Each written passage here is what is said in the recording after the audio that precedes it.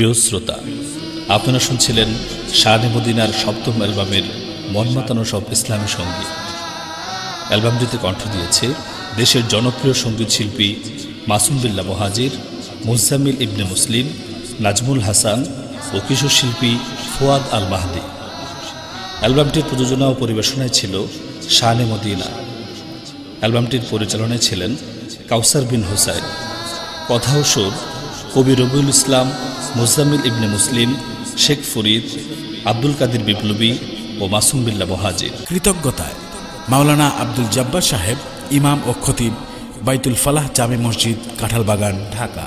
হাফেজ মাওলানা কারি মফিজুর রহমান সাহেব, ইমাম ও খতিব, হাজি আব্দুল কাদের এসি মসজিদ কমপ্লেক্স, পূর্ব শান্তিবাগ, ঢাকা।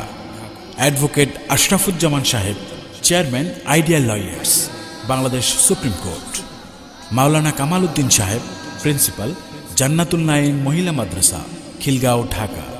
মোহাম্মদ ওমর ফারুক, সভাপতি, বাগমারা দারুত তাহজিব মহিলা মাদ্রাসা।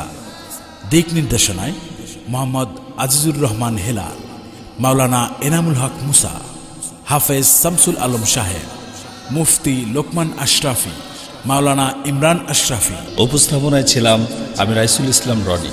আল্লাহ হাফেজ।